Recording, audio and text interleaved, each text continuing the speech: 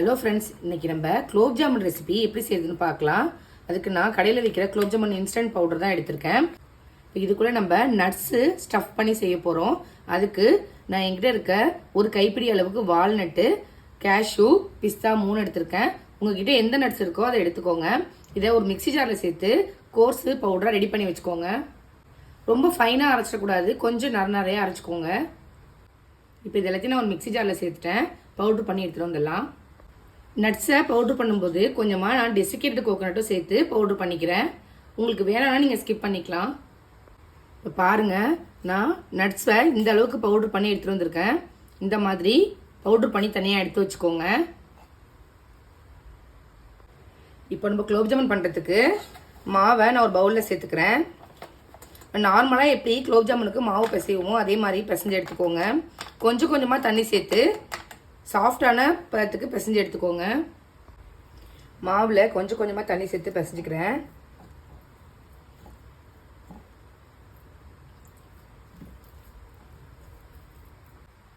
இப்போ இது ஒரு 10 மினிட்ஸ் அப்படியே ஊறட்டும். நம்ம இந்த டைமில் சுகர் சிரப் ரெடி பண்ணிக்கலாம். சுகர் சிரப் ரெடி பண்ணுறதுக்கு நான் இந்த கப்பால் 2 கப் அளவு சுகர் இதில் சேர்த்து வச்சுருக்கேன். இப்போ இது கூடவே 1 கப் அளவு தண்ணி சேர்த்துக்கிறேன். இப்போது சுகர் சிரப் ரெடி ஆகிட்டு இருக்கு. நம்ம மாவை குலோப் ஜாமுன் உருண்டைகளாக ஊட்டி வச்சிடலாம். இப்போது கொஞ்சமாக குலோப் ஜாமுன் மாவை எடுத்துட்டு இது நல்லா ஃபஸ்ட்டு ரவுண்ட் பண்ணிக்கோங்க. அதுக்கப்புறம் லைட்டாக ஃப்ளாட்டன் பண்ணிவிட்டு நம்ம பவுட்ரு பண்ணி வச்ச நட்ஸை கொஞ்சமாக உள்ளே சேர்த்துக்கோங்க. இது நீங்கள் அப்படியே அமுக்கி பிடிச்சிங்க அப்படின்னா நல்லாவே பிடிக்க வரும். இப்போ அதை லைட்டாக உள்ளே வச்சு சீல் பண்ணிவிடுங்க. அதை சீல் பண்ணிவிட்டு உங்களுக்கு எந்த ஷேப்பில் குலோப் ஜாமுன் வேணுமோ அந்த ஷேப்பில் ரெடி பண்ணிக்கோங்க. இதுக்கப்புறம் இதில் கிராக் இல்லாமல் நல்லா ரோல் பண்ணிக்கோங்க. நான் இன்றைக்கி ஓவல் ஷேப்பில் தான் செய்கிறேன். இதே மாதிரி எல்லா உருண்டைகளும் ரெடி பண்ணி வச்சுக்கோங்க.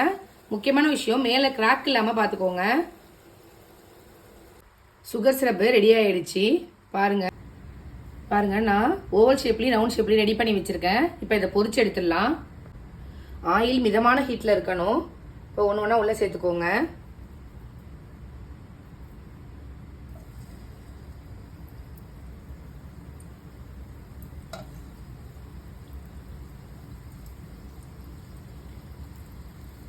நிறைய சேர்த்துடக்கூடாது, நல்ல கேப்பு விட்டு சேர்த்துக்கோங்க.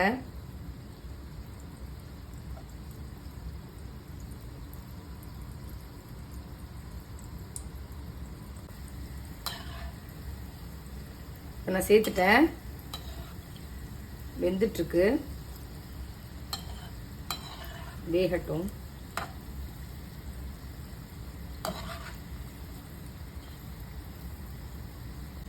நம்ம உள்ள ஸ்டஃபிங் நட்ஸ் சேர்த்துருக்கிறதுனால ரொம்ப போட்டு கிண்டிகிட்டே இருக்கக்கூடாது. இன்கேஸ் உடஞ்சிச்சு அப்படின்னா நட்ஸ் எல்லாம் ஆயிலே இறங்கிரும். லைட்டாக திருப்பி விட்டால் மட்டும் போதும். ஈவனாக குக் ஆகிற மாதிரி திருப்பி விட்டுக்கோங்க. இப்போ இது நல்லா பொரிஞ்சிருச்சு. கலர் நல்லா கோல்டன் கலர் வந்துட்டு இதை அப்படியே எடுத்து சுகர் சிரப்பில் சேர்த்துக்கோங்க. சுகர் சிரப்பை ஆறிடுச்சு அப்படின்னா லைட்டாக ஹீட் பண்ணிக்கோங்க. எனக்கு மிதமான சூட்டில் தான் இருக்குது, நான் டைரெக்டாக சேர்த்துக்கிறேன்.